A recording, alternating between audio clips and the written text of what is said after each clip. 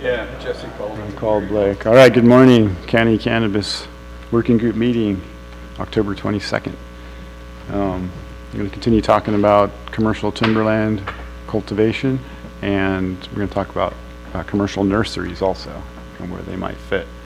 Our chairman, Blake Alexander, is going to be a little late. He should be here in about 20 or 30 minutes, and he'll take over when he gets here.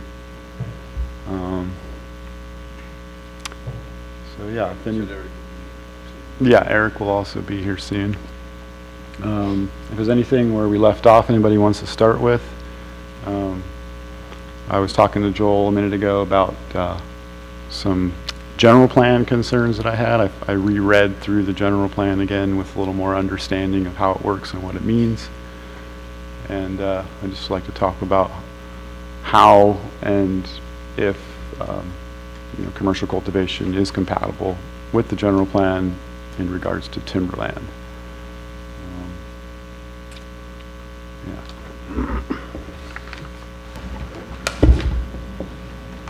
Heidi?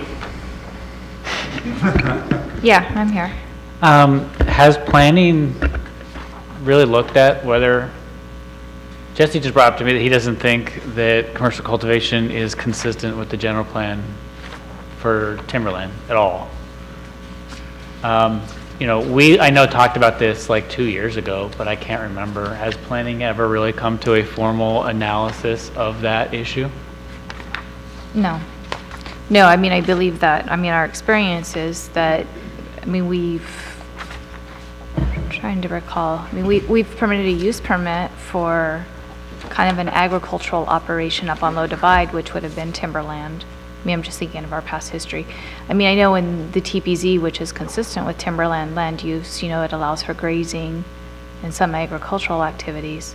But as far as formally going through and analyzing it, no, I don't believe we have. I think there was an assumption that it was, but yeah, if you have some questions, we will certainly revisit it. Our TPZ is just much more restrictive in even the uses that are available through use permit compared to others. And then so we have all this PO zoning in the timberland, but it's not supposed to be there. It's clear in the general plan. It was supposed to be changed over to something else by 2005. So there's things that are principally permitted in the PO zone that's not consistent with the general plan, like houses. So I'll just read right here. It's chapter 3, TP 2.3, timberland in the county general plan. It says, this designation applies to areas which have characteristics for the production of timber and comprise 20 or more contiguous acres, including timber production zone contract lands. Its purpose is to encourage ongoing timber production and to prevent the intrusion of incompatible uses.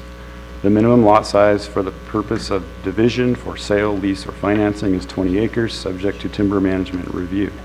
The principal use of timberland is the growing and harvesting of trees with accessory activities such as logging roads, log landings, or portable chippers or mills. Additional permitted uses include temporary labor camps related to timber harvest or reforestation, watershed and wildlife habitat management. Other resource management uses, such as mineral extraction and agricultural grazing, may be permitted where conversion of timberland is not required. That's the only section where I could see you could maybe narrowly squeeze in commercial cultivation and call it something such as mineral extraction or agricultural grazing. Well, is that specific to TBZ? Because I thought... No, this is all timberland. Including ag forest zone that we're talking about changing it to, right? We don't even have any much, I don't even know if there is any ag forest parcels, are there? Land at zone AF? Yeah. Oh, there are? There are. Okay. Yeah. So with everything he's saying then applies to AF zoning? I would have to look in the matrix to see what the corresponding land use is, if it's timberland, which I believe it is. So yeah. So the map is pretty, the timberland section on the map is pretty broad, covers most of the areas we're talking about, all the PO zoning. So to continue, where it is demonstrated that there would be no detraction from or conflict with the principal uses. Conditional use permits may be considered for public recreational uses such as camping, utility transmission facilities, or one single-family dwelling subject to all other policies and standards for such development. Additionally, on non-TPZ contract lands where adequate access and minimal timber activity impact is demonstrated, a use permit for a visitor lodge on parcels 20 acres or larger may be considered. Development for purposes other than timber production on land with a 30% or greater slope should be severely restricted. That slope statement comes up a couple times in the general plan. That's consistent also with state water board restrictions. I think they don't even go past that. If we try to go past 30% slope, they don't consider it anymore. So it's pretty narrow. So a lot of the forestry zonings that are allowed uses, you know, that are different than TPZ, sounds to me like it's outside the general plan. And so that's why I wanted to bring it up and just make sure we don't go too far down the road and then back up, find out that we have some kind of insurmountable hurdle with the general plan. All right, well then let's not go down that road anymore until, let's call it a day.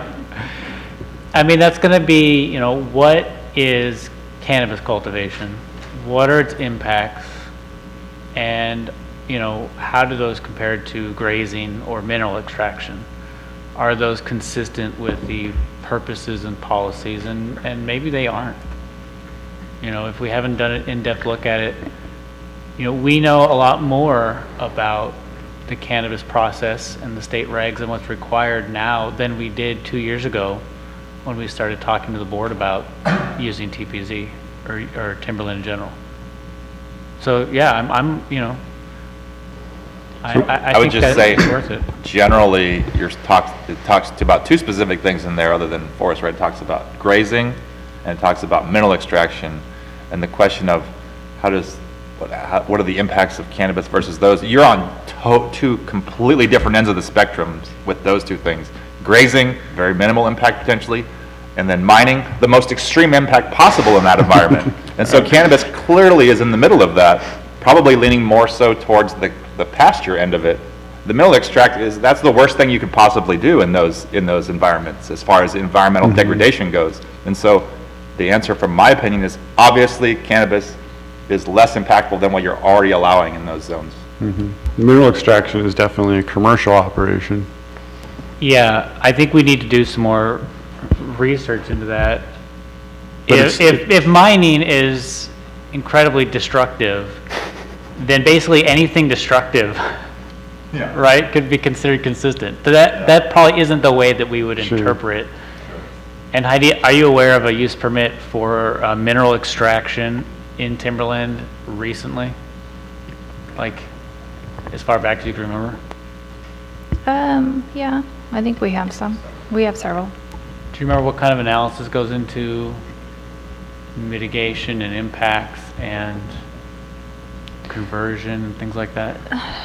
I would have to go back. It wasn't something that I worked on. I haven't really been involved in our mining program. It was another staff person, but I mean, we could certainly, we have extensive files. It's a program that's regulated by the state, so there's a lot of information available. But Gravel extraction would probably be the closest that we have. That's regulated by Fish and Wildlife, partly. well, we also have, you know, like quarries, Right. at least a couple, and it's one of the quarries that I'm thinking of. Okay. But it's been permitted for a long time, but I think that they did a use permit or some type of within the last, say, 15 years, some type of an expansion or change that required planning commission review. So the things I picked up reading through the general plan was there's not a whole lot of focus on how to improve or diversify the uses of timberland beyond timber, but there is mention a few places of promoting the guest ranch thing, which is listed in the PO zoning, and it's mentioned again here in the timberland thing that I just read. Visitor lodges, they call it. they're asking for a clearer definition from community development on what that means, what it is.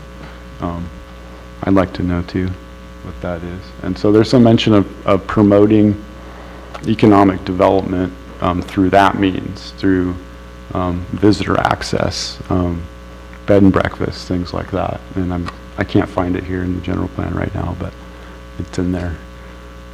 So there is some intention to diversify the uses of timberland a bit, considering they're not being used so much for timber harvest as they used to be. And, you know, the general plan kind of leans toward suggestions on how to improve economic activity here in general, promote population growth, all of that. So in that sense, it's consistent, I think, with small scale, you know, business operations. There's some specific mention of that too, I'm looking for again. But just, yeah, didn't want to run into a situation where we'd say mineral extraction is not cannabis cultivation, even though extraction is much more impactful. There isn't really a mention of agriculture specifically other than agricultural grazing. So that would be the closest thing to try to extend to other forms of agriculture. This shouldn't be limited to just cannabis though. Like right now, I don't know how you would go about getting a permit to grow wheat or hops in timberland. I don't know what you would do, you know, so, or what you would.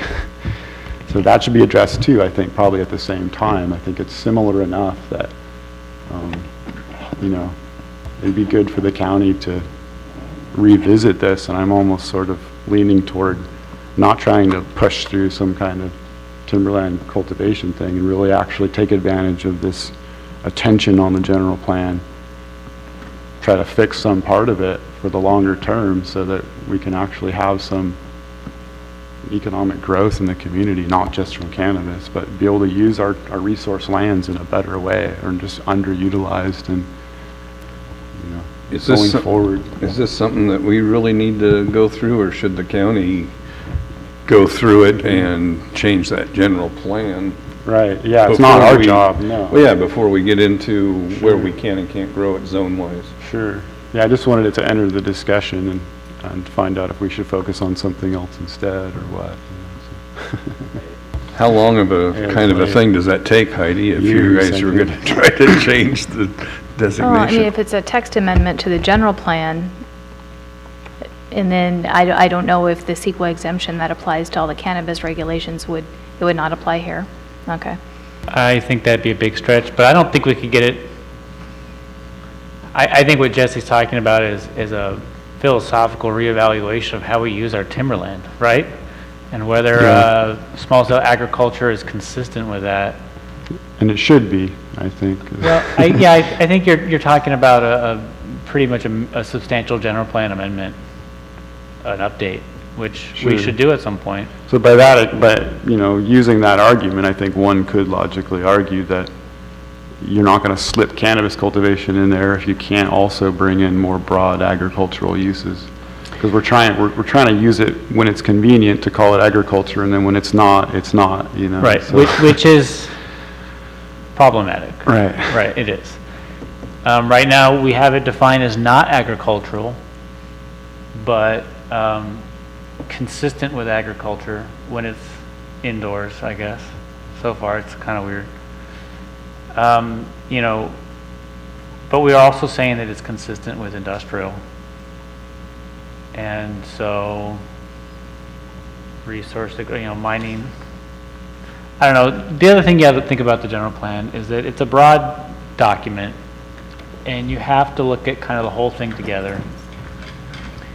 And, you know, if the only places that mineral extraction makes any sense is in timberland, then that would be a reason that that specifically would be allowed in timberland, but not other industrial uses. So you just kind of think of the general plan as a broad document, and the county's interpretation of that is entitled to a kind of reasonable deference. So it is what we say it is until we're not making any sense anymore. And I think we'd have to decide if we're making any sense on that issue. And, you know, and we can talk about that. And well, going off of that idea, you know, clearly mineral extraction is appropriate on more than just timberland, and yet it's approved on timberland. And so, using that example, you piggyback cannabis right on top of it. I mean, mineral extraction is appropriate in ag land and all these other lands that it happens in already, you know, river, riparian zones and everything like that. So, that's just a thought. Yeah, that's kind of just piggybacks off what I was just thinking is, I mean, I know mineral extraction is allowed in other zones for the general use, so, I mean, there should be a way to piggyback that. I obviously came a little late to the program, but, I mean, I was basically thinking the same thing. Just how do we get there?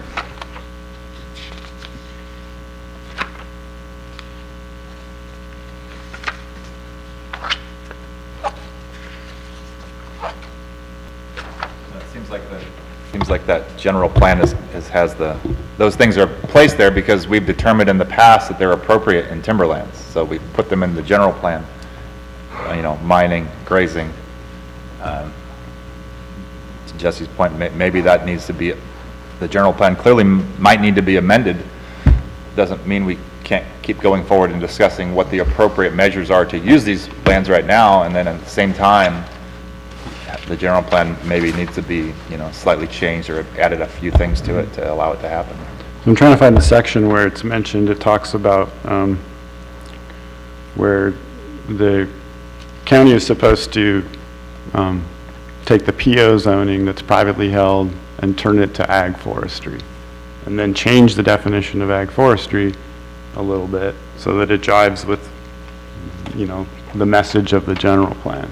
Because ag forestry is a little bit, to me, it's a little bit outside what the general plan is trying to say. It's a little bit more like ag general. There's a lot of principally permitted stuff. It's more like ag general. And so, anyway, that never happened. And so if we have to rezone our properties, it's almost like we voluntarily come forward to do it, then the county should just rubber stamp it. If it's PO to AF, because it was supposed to be done anyway.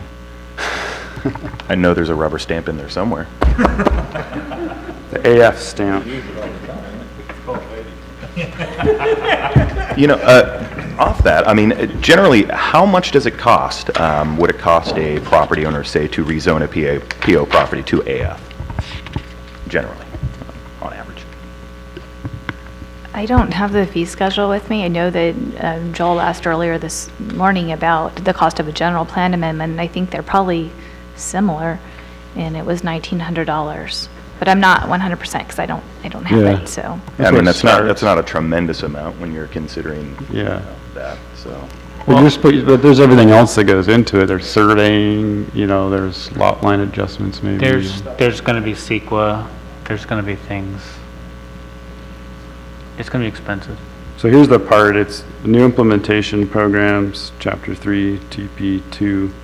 The county shall review and update its PO and AF zoning districts for consistency with the updated land use categories, including density and uses, for a more specific definition of guest ranch and visitor lodge uses in resource areas.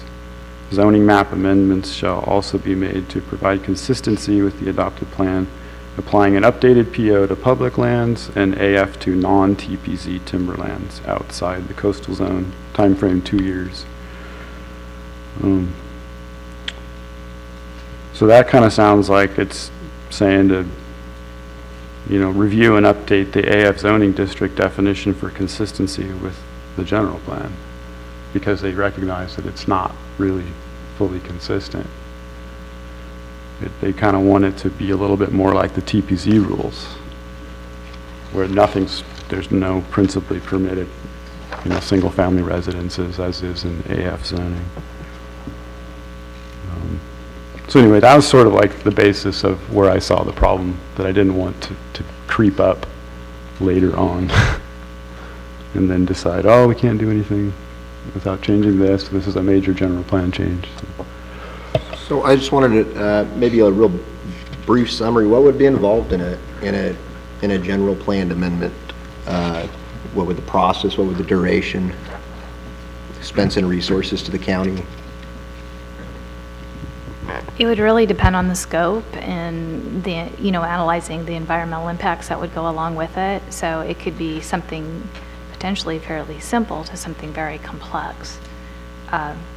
Just while we've been here, I received information from planning staff that a minor rezone is $950 and a major rezone is $1,900.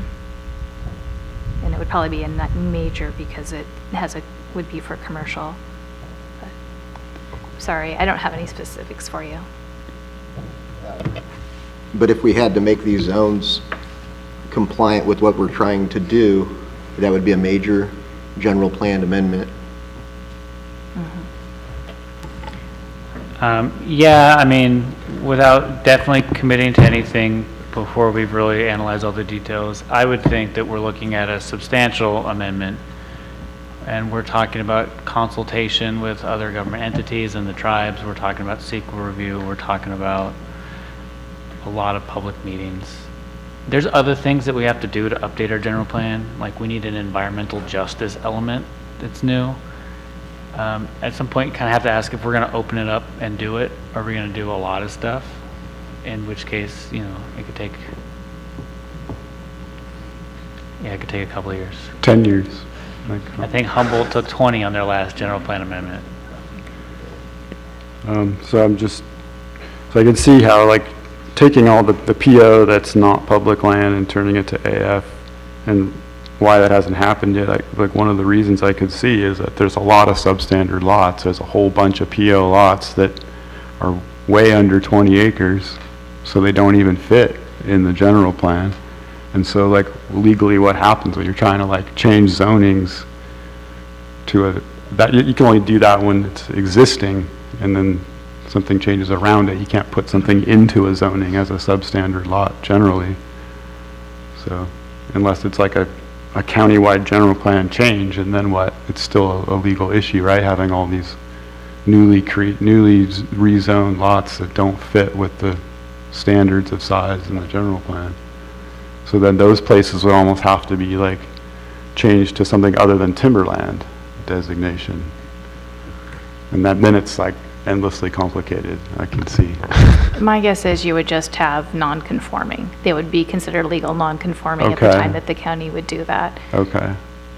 I don't think there's another way around it because not everything is going to fit. Right. Otherwise it could never be done. Yeah. Okay. Yeah. So then you have to take into account legal non-conforming zoning lots in our ordinance, for size. And with timberland, contiguous ownership counts as size requirements for ag zoning stuff, but not in timberland. Would we extend that, to these areas where they're predominantly cut up into parcels that are smaller than 5 acres? Would we require lot combinations or, contiguous ownership, or, that's all sounds like, I don't know, I don't see a way around it without a general plan change unless we allow somebody to just rezone into AF as is, and that's considered consistent with the general plan. I mean, what if before all this, somebody just came with their parcel to rezone into AF? Would that be considered fully consistent with the general plan? I believe so, because the matrix, it would show it being consistent. In the interim period from the time that we had our general plan approved, there were a number of parcels that were the land use was amended, but we didn't do the rezone, and that the property owners wanting to move forward in a timelier fashion than the county filed the applications. We had probably at least a half a dozen of those come forward. So I don't think that this would be any different. I mean, it's consistent. So the current definition of AF, the current permitted uses and all of that are considered to be consistent with timberland in the general plan? I would have to double check, but I would assume yes. Yeah, if you look, I think at the beginning of that land use element, there's a consistency chart with little, it's a grid with little X's on it. Yeah, I've seen that. And AF is consistent with timberland on. But it also says right here that the definition of AF needs to be changed to be consistent with the general plan, and that needs to be done within 2 years. Yeah. So what I'm seeing is that we have an AF that is totally inconsistent with the general plan, because it has all these principally permitted uses that are specifically said not to be principally permitted in the general plan. And somebody who doesn't like cannabis is going to point that out at the last minute. That's all true? No, you just pointed it out at the first minute. You know, this is why we started moving away from the PO as a place to do it, because we have some general plan problems. We'll take a closer look at this, the AF stuff, but you might be right that timberland is off the table until we have a general plan amendment. So I don't know, you want to talk about nurseries instead? Yeah. So, again, I apologize for being late, and I also missed the last meeting, and so I'm sitting here trying to catch up and kind of wondering why we're off on this kind of a conversation.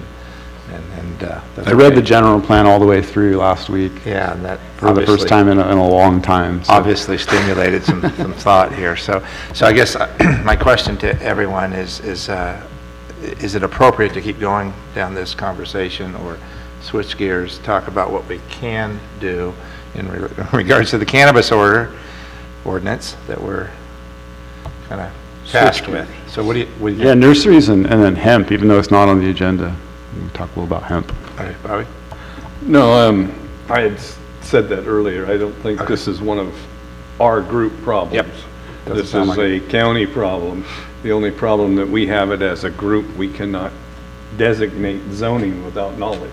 Yeah. And if we designate these zones and they're not going to allow it, then we might as well not designate. Cool.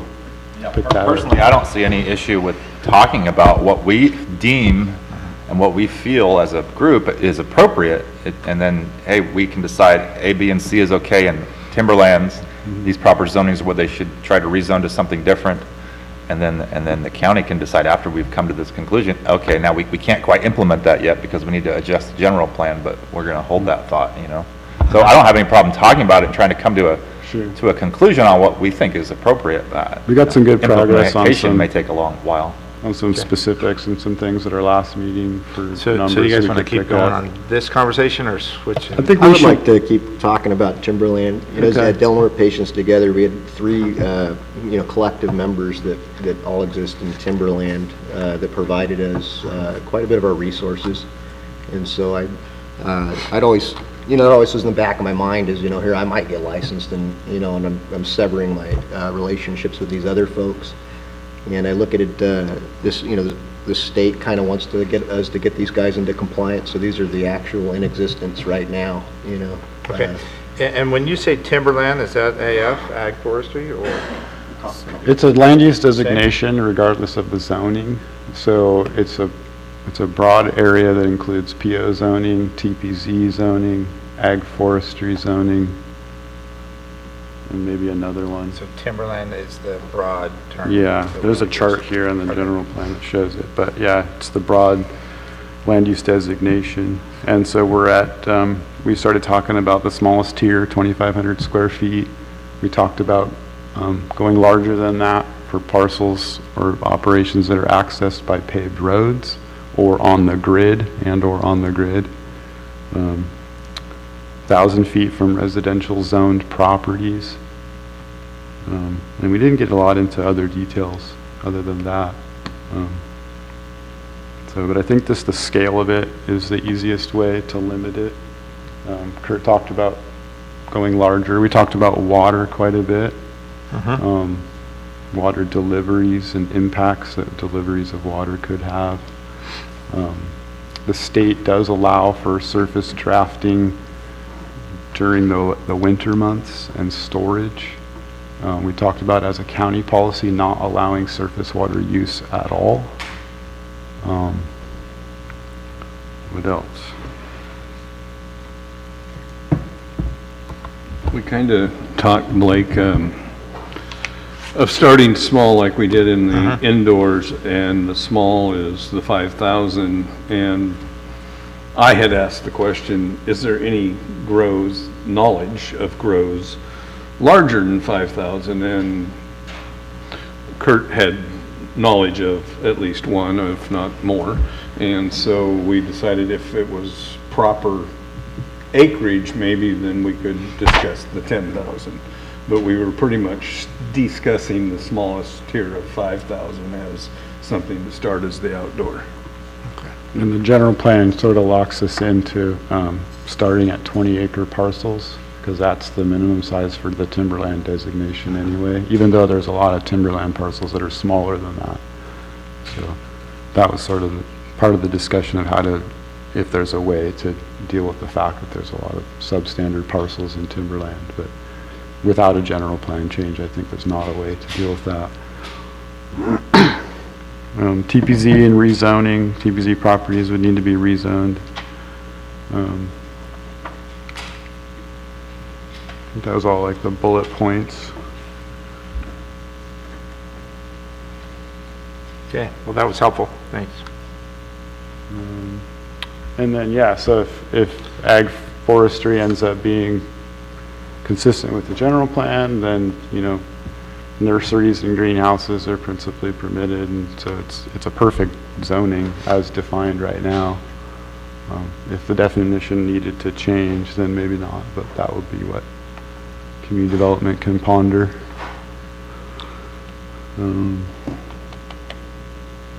So as we're talking ag for, or timberlands, and then those other three, do we need to, can we just stay under the category of timberlands, or do we have to break it down? The breaking down was really just so we get up to speed on how the zoning and all that works. It's going to have to be rezoned. Into an ag forestry probably is what it sounds like. All of that's encompassed under the broad definition of timberland and the general Right. plan. And the problem that we were just discussing was that even the current use of ag forest is in conflict with the general plan. Gotcha. It could be. Could be, kind of, yeah. And then our PO zoning is strange and shouldn't be there, kind of, for public or for private land.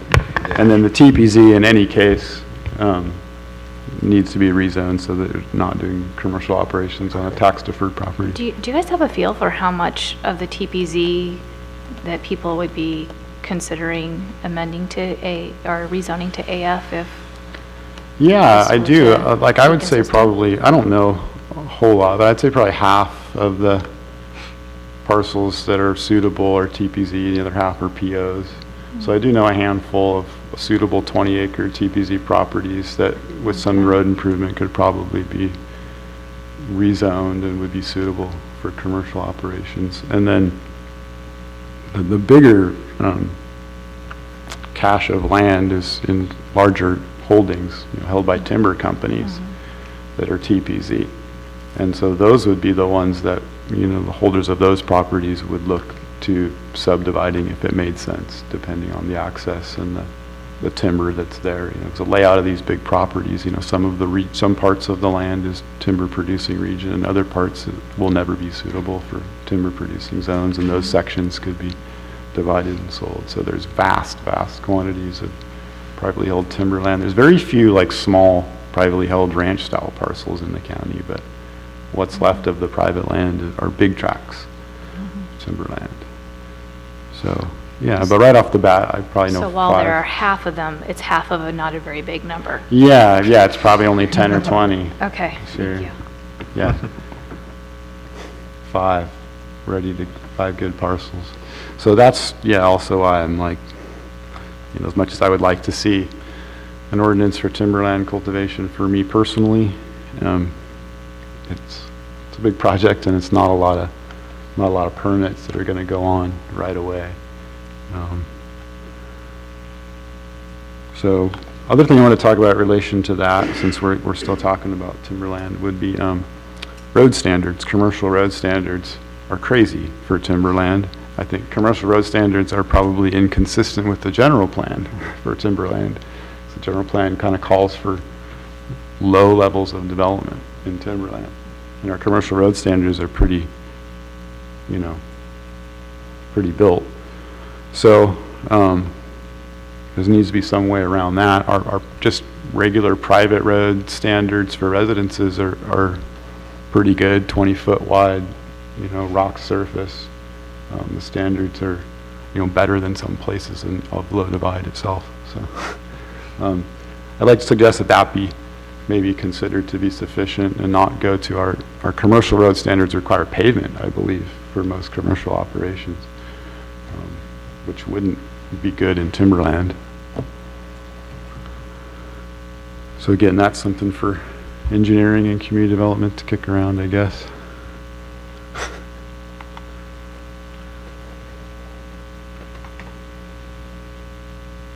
And the water thing, we were sort of disagreement on that. That was one thing where we didn't really come to consensus on, I would say. I was sort of leaning toward just staying away from surface water as part of your operational plan at all, but Kurt was saying that may not be feasible. If the mission is to try to bring people, you know, into compliance, then you don't want to do things that completely exclude them, you know, even if the state is providing a pathway for it.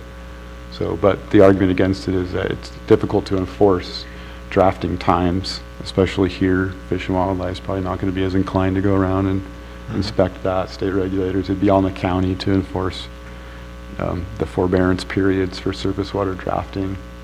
Surface water being kind of our key element that we want to demonstrate that we're protecting. So, I don't know. It's all self-reporting, so yeah, it would be very hard. It's you know, a major issue, obviously. It's especially in Humboldt, where, you know, a lot of little creeks and even bigger ones have dried up because everyone's tapping in upstream and over tapping in a sense. And so I'm not sure the appropriate response to that. Saying that no surface water is allowed, yeah, that's easier said than done. But then it's illegally going to happen out there, and you know, that means that the alternative is some sort of well water hooking up to somebody's current tap. I don't know how that can happen. Yeah, I'd rather a surface water project be permitted and approved by Department of Fish and Wildlife in the state, Yeah, and I don't know. rather than somebody going and Yeah. stealing surface water because the county won't allow it, you know, and then. Yeah, it's Regional Water Quality Control Board is also going to get involved. Oh, yeah, you have to have a So permit. surface water use and drafting could also fall into the county ag department inspections that happen. I mean, when they come, that can be one of their checkoff lists of things that they're checking. Sure. They can be checking to see, are you. Water supply. You know, if it's after, if there's no surface water drafting at all, then of course, inspecting where's your surface water, and so let me see where that runs through your property. Okay, you have no infrastructure here, blah, blah, blah. Or if there is certain periods of time only, they would be coming, you know, after that time, and they could see that it's been disconnected or turned off or whatever it be. And it could be a pretty, you know, in-depth thing that could take some time, or it could be really quickly. I mean, you're talking about a matter of possibly a 10 minutes associated with that inspector's trip to your facility to just check that box and make sure that's not happening. So We might have a small enough number of permit holders that could be feasible. We're not like Humboldt where they have thousands of permit holders. It's difficult. We might have, if we had 10 or 20 or 50, that could maybe be reasonable.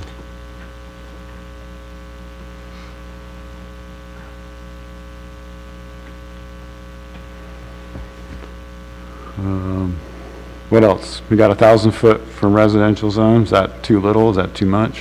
What do y'all think? Great for timberland. Yeah, because there are some areas where there's residential zoning in the That's easy middle to of agree to, timberland. is what you're saying. Very easy. Okay. Yeah, that's enough. It's hard And to that's get from much property smell. line, not from an actual residence. From a property line to your operation, Yep, I think. yep. And then zoning, not just whether or not there's a dwelling there, but it's how the land use designation of the Yeah. properties. And then I've heard two numbers, the 25 and the 5,000. Yeah, And the 5 was referred to as small, so. it's bigger, but it's, Right, is the 25 still an option, Bobby, in your? I'd like to stop there for places that are off the grid and accessed only by the dirt, because. 25. I'd stop it at 25, Gotcha. because like we talked about, there's lots of different ways to run a 2,500 square foot operation. You could run that with one person with low intensity, or you could run it with 10 people with high intensity and high output, depending on what you're trying to do, you know. And we can't really, and we can look at these plans, but you can't control what somebody's going to turn around and do. You know what I mean? And say, oh, I'm going to run it with 2 people, and then you really end up running it with 6 or 7 or whatever. And can you define off-grid? Is it Um, just electric grid, or? Yeah, I think electrical, Pacific Power, utility service. PPNL.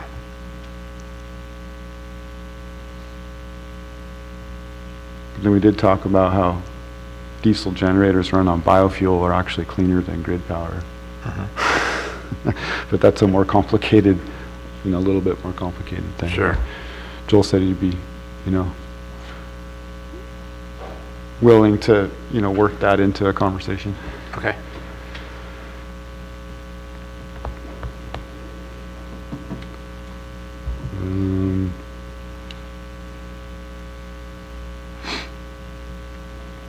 Yeah, no structure requirements, outdoor, in a structure, whatever you want to do, whatever you can get a permit to build or not. Right. And then visual, we didn't, that did come up a little bit, like visibility from public space. We talked about how to define that, not just with a number, but with, you know, like Eric brought up an example, if you have, you know, 200-foot thick section of trees, you know, that's different than 200 feet of open space. It sounded like Joel had an idea of how to define that in words. We didn't talk much about it beyond that. So visibility from public space, how much room, how to define that. There's a provision in the ag and manufacturing ordinance that says there has to be sufficient measures to conceal, hide, mitigate, etc., the visual indicia of cannabis cultivation. So you would present your plan to the planning commission and say, look, I got all these trees. You're driving by on the highway at 50 miles an hour. It's incredibly unlikely you're going to be able to see or know what's going on there, and then the planning commission will decide if that's enough. Or they'll say, well, can you plant some more trees? Or can you angle it differently? Can you move it 20 feet to the side? You know, those kinds of things will be like an ongoing case-by-case discussion, so that when the permit is issued, everybody's kind of reasonably sure that you're not junking up the neighborhood with tall black fences and things like that. Got it. So minor adjustments will happen through planning? Yeah, anything you do will go to planning, and then kind of neighbors show up, everybody shows up and says, well, what is it going to look like? And your operation plan should have diagrams, it should be very specific. And so, you know, what exactly is going to be tolerated by the community as far as the visual impacts is going to be a case-by-case decision. Well, is there any kind of guidelines that planning needs to have or get? Because they seem to be totally against anything right now. Oh, the planning commission? Yeah. Oh yeah, they're against everything. I don't think there's anything you can do about it. I think you just got to write the ordinance. We'll go to the Board of Supervisors, Yeah. and they'll be the planning commission.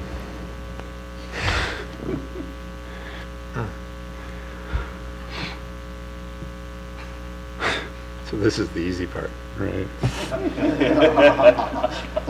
I'm available to be on the planning commission, just so everyone knows. Yes. Any other categories under this? Oh, how big do you want to go if we're off the pavement or on the grid? I mean, you know, access by pavement, on the grid, one or both. I'd say less inclined to limit it in those situations, So really. that, currently we've got that 5,000 on the table? 5,000, yeah. And then you know, other industry people say you can go up to 10,000 without inviting a lot of big business and investment. You know, people in Humboldt say they won't even get started unless they can start at 10,000. They Yeah. won't apply for a permit. So 5 to 10. I think if an ideal condition was perfect, I think you could go to 10. And there's going to be so few of those in timberland where the site is suitable. I can only think of one. Okay. But the biggest limiting factor is your water availability in timberland. That also. And, I can think of several different properties that could easily handle more than 25 or 5,000 square foot of production. I mean, just to give a rough estimate of what you're thinking about, Blake, like a normal, just a little pop-up metal framed greenhouse is a couple thousand square foot. Yeah. So what we're talking about is 1 to 2 of those is very minimal. Right. Right, you know, 100 by 25 or something like that, right? That's pretty standardized You kind can of. spread it out though. Yeah. Like my design plan for a 2,500 square foot garden encompasses about a half an acre. Sure, but I'm just saying like that Yeah. amount of space, Yeah. you know, if it was totally encompassed I hear you. is the number. So, you know, clearly you can be spreading it out Sure. around an acre or two and pieces. And so what you're saying is the limiting factor will ultimately most likely be water? I would think in timberland specifically, that's going to be one of the biggest limiting factors, Yeah. depending on what you're allowing for water use. Like if you're Yeah. using surface water drafting, a lot of properties won't have very suitable access to well activity potentially. I mean, it's kind of a little bit up in the air. Then we talked about, in the last meeting, we talked about water hauling, trucking water in, and then the use of that. And so, you know, that's a way to get around that. But again, that has to be a business that someone operates that isn't really in existence at the moment. So, you know. Have we considered whether or not the timberline lands are going to be in or around federal areas, and if that's going to impact anything? Yes, we did talk a little bit about that in terms of federal road access, which is the main issue. I don't think there's a way to do it at this time. Properties that are accessed by federal roads are just kind of off the table. You got to get permission from the feds. I think Humboldt decided not to do that. There's parts in the general plan where it talks about, you know, if requested, you know, not to issue permits for residential expansion off of Forest Service roads. So I think issuing permits for commercial operations off Forest Service roads would expressly be a violation of the general plan. So that's pretty much off the table. In terms of bordering Forest Service property, we didn't talk about that. There probably should be some operation setbacks if you're bordering federal land. State Park, they have their 600 or 1,000 feet or something like that for State Park. The feds obviously haven't weighed in on a setback from their boundary lines, but we could add one because a lot of the suitable timberland properties, most of them border national forest, if not all of them. I would think there'd be a difference between it, you know, bordering a national forest and a national park. You know, they have two expressly different missions. You know, the national forest is, what is it, the greatest good, you know, and the national park is you know, more of a museum. You know, Right, you know. right. Yeah, we're supposed to use the national forest for access and recreation and firewood extraction. Ellie, did that answer your question, or? It did. I felt as though it should be part of the dialogue. It just Yes. seems as though they may have a role. I know that they met with the Yurok tribe this last week on other issues, but they were talking about coming to the Planning Commission meeting and just finding out what's going on this topic, because they've had to recently deal with Humboldt County. So just wanted it to be on the part of the conversation. So should we just throw a number out for federal land setbacks so we're not getting designed plans that are right next to them where you got to get into survey issues and things? Because Forest Service lines are not necessarily accurately surveyed. Right. And they'll post their yellow signs, but they'll come in and say, well, this is actually ours too on the other side of the line, you know. And so they'll blaze their trees, but they're not in a straight line, you know. So a couple hundred feet, I would think, just to get away from So 600 on conflict. state lands currently is? State parks. State parks? Yeah, or 1,000, I can't remember. It was 600 and, With the other cultivation ordinance, we did 1,000 feet from any state or federal park. but we were silent onto forest service land in general. But Right. 1,000 feet for everything would be fine for me. It would wipe out every piece of suitable timberland parcel that's near the national forest. You couldn't do 1,000 feet. I mean, a 40-acre parcel is 1,200 feet square, and most of those are touching the national forest on one side. So, I could see 1,000 feet for national and state parks. yes, and right, a couple hundred feet for, right. national forest, you know. Mm-hmm. 200 feet. So can we agree then to 1,000 on the 2 parks and 200 on National forest. national forest? If we have any state, I think they're all parks. All the state stuff is a park, I think. I don't know. And the difference between a BLM, I park don't know and if a that's- state or a national forest at this point, is there clarity on that? In Yeah. that public uses one and not There's- the Yeah, other? there's a clear definition. Well, I they're don't both know. public, but there are boundary lines that are Yeah. clear on the maps. They're pretty specific.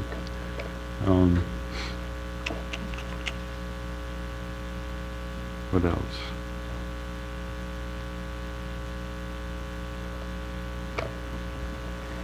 That's all I can think of right now.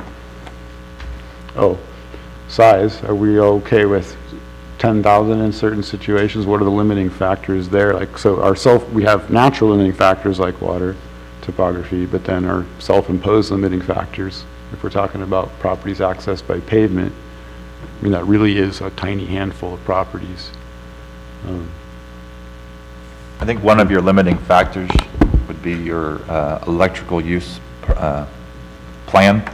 You know, so on forest lands, someone growing, I'm going to say 10,000 square foot and not using power, much less impactful to the surrounding environment or their neighbors than somebody in that same area trying to run generators and run some type of power and whatnot to keep their operation running. So I think you're talking about 2 totally different things, because, you know, there is electricity used in all these, most of these operations, whether it be for keeping plants vegetative or for mitigated light use and whatnot, and electrical greenhouse use like running fans and whatnot. So I think that's maybe one of the things you talk about as far as, you know, okay, you can go up to this size if you're not using, you know, this size of a generator, or maybe electricity at all.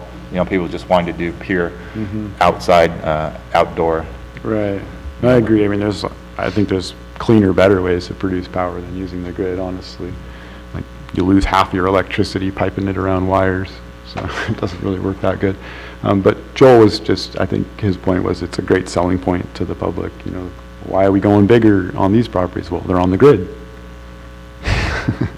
So, not that it necessarily makes sense, but it's a selling point to explain why you're allowing something. I just think another good selling point is, why are you going bigger on this property? It's using no power. Right. It's using That's a good no point. resource. It's Sure. much more environmentally friendly Sure. in what they're doing. And so that in my opinion, would be a reason why they Right. could do more. So what about, kind of- so maybe the road access is the bigger issue, I think, something that you can't really change, you know, so, and that's where I'd like to see cutting off the size where there's no pavement, and then where there is pavement, you know, allowing it to go larger.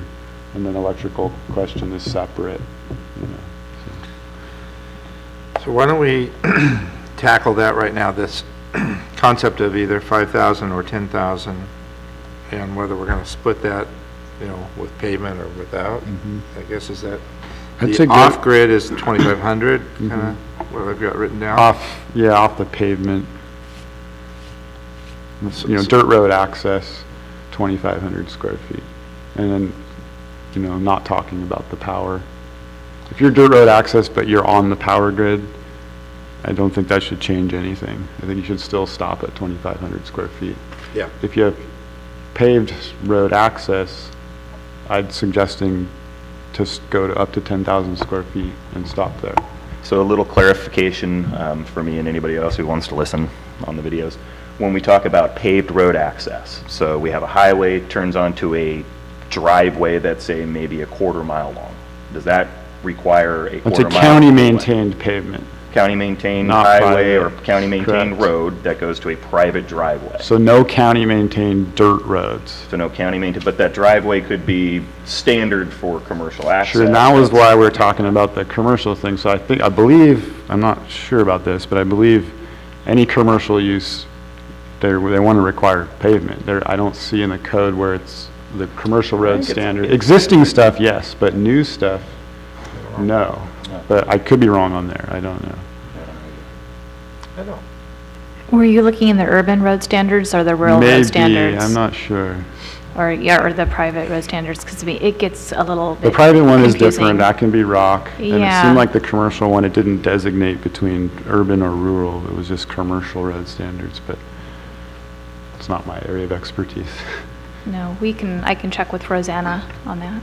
So that would be the thing, that good thing to point out, yeah. Because a lot of the pavement thing I'm people have a bringing up. quarter-mile road or, you know, a little bit of a driveway off of a Certainly. maintained, you know, Sure. paved county road. It's about impact to the county. That's the reason for it's nuisance creation for the rest of the public that's using the county-maintained dirt road, and then impact to the county's budget by messing up the dirt road. And then so what you're doing on your own property or your own private road, that's up to you. That's your responsibility to maintain. That's your beef with your neighbors using that road. The ordinance is written that you have to have express permission from the other people.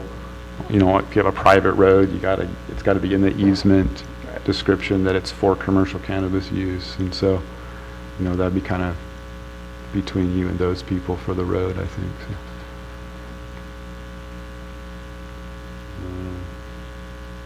Cool, that's lots of good points. I really want to talk about nurseries and hemp.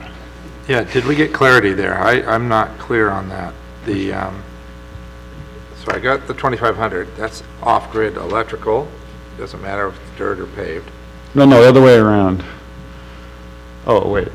No, I think we're leaving the electrical off of it. That's what Kurt was suggesting. that was not- what I asked originally. How do you define off-grid?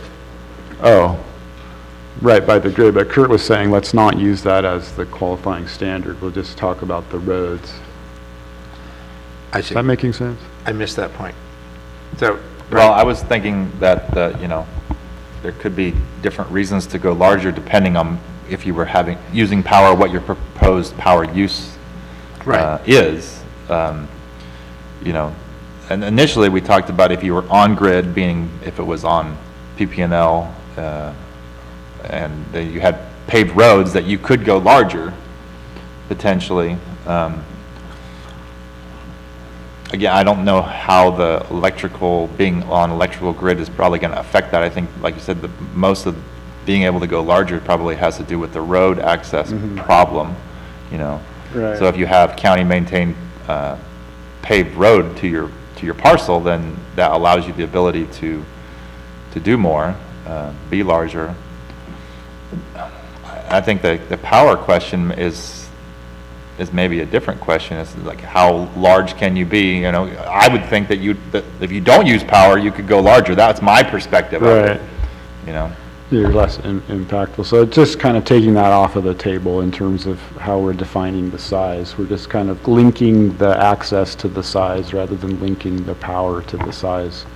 And Definitely going larger with no access on, you know, physical access is a Right. problem. And then the power and the size of the operation will be more in the planning phase.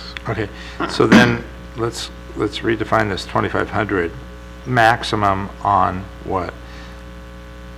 For county dirt roads, properties that are accessed by county maintained dirt roads, max of 2,500 square Yeah. feet. That's the tier, right? The first tier goes Yep. up to 2,500 square foot. Yeah. Because then we were talking about the possibility of like license stacking like we did with the other talking, you know, Right. to be able to incrementally increase your square footage. So then the next step up is either 5,000, or it's 5,000 to 10,000, or I guess it's really 0 to 10,000. I can't remember what the other one was, but like, for example, it would be the same license stacking process before, like 2,500, 5,000, 7,500, but I don't know what the next tier that It's you just. 5 and then 10. 5 to 10? Well, it's up to 5, Up to and then the 5, next okay. one is up to 10. Okay. Okay. I think. Is that how it goes?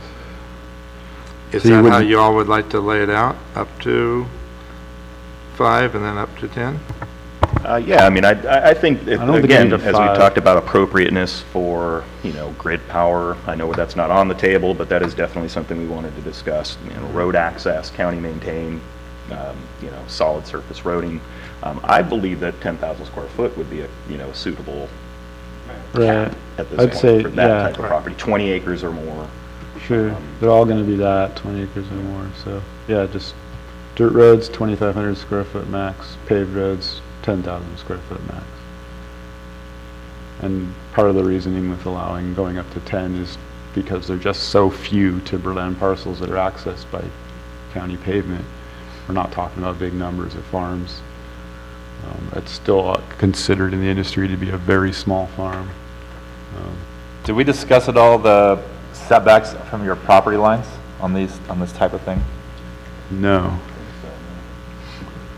With ag, we talked about just the existing setbacks for buildings and operations. That could be appropriate. It depends on what's around you. Well, for ag, Yes. like for outdoor, we kind of talked about these things, then we Yeah. had some pretty extreme, or not extreme, but there are some significant setbacks from property lines. If you're adjacent to other, just like when you're adjacent to other ag land, we don't have big setbacks. I think it's just whatever like it is for the ag buildings, 50 feet. If you're adjacent to other timberland, I think it should be something similar to construction of buildings on your timberland, whatever the setbacks are, they're listed. And of course, that could change if definitions of these timberland zonings needs to change. But in the ag land, we have complete odor mitigation. Here we don't. That's correct. If you've got a house on timberland and your neighbor starts growing an outdoor garden, I you're gonna want remember some setbacks. asking that question. So what happens when there's a difference between residential zone land use and somebody who's, gotten a use permit to build a house in timberland, or somebody who just built a house with no permits in timberland. I do remember asking that question of Heidi, and Heidi said, too bad if you, no consideration for somebody who built. But if somebody has a use permit for a house in timberland, now, do we consider that residential? Do we measure from the house? Do we measure from the property? Do we not pay attention to that? That's a good question. Because that happened. There are not very many, most of the really nice houses that are out there don't have any permits, unfortunately. I mean, I think no matter what your setback is, if your cultivation is creating a nuisance to that person, it's going to shut you down. Sure. So I think you just got to kind of keep in mind, unlike in an ag zone where we've kind of created these things because there's agricultural smells and you have a right to farm ordinance, that's not going to be the case out on timberland. Sure. So do we treat somebody differently who has a use permit for their house on their timberland? Do they have different rights? We pick a solid number from something like that versus somebody who would have to wait for them to complain about a nuisance? Well, I was thinking more along the lines of, is there just going to be a flat setback on your property line, period? Right. Because then otherwise you're dealing with trying to figure out what's happening on pieces of property next to you that aren't at all documented, maybe. And so, we had talked previous on some parcels there being these flat setbacks from property lines, but then again, if we're talking about an outdoor growing on some of these pieces of property, you're not going to get a property line setback that's going to mitigate anything unless you're basically almost eliminating the property. It's like if we get back to this talking about 1,000-foot setback, well, that could probably mitigate a lot of issues involved with outdoor growing. The only problem is 1,000-foot setback is going to eliminate parcels left and right, Sure. up and down, that people already are using or maybe want to use. There has to be flexibility in it Yeah. too, because a 20-acre timberland parcel may only have 1 acre of suitable usable space, and you cannot move that somewhere else, and it may be right up against another property line, and so you would really limit it, and it really does depend on what's there. So I think undeveloped timberland is going to have a different setback than somebody who holds a use permit. I'm trying to think, because I don't know all the zoning and I didn't pay as close attention to the map and it's not in front of me. And we always keep talking back to Low Divide Road because it's a good example how residences intermingle into these forest lands. And so like, for example, the lower end of Low Divide Road, those are zoned residential, or what is that zoned? I believe the lower portion does have some type of It's a rural residential residential. related, Rural and then it, residential, okay. yeah, then it goes.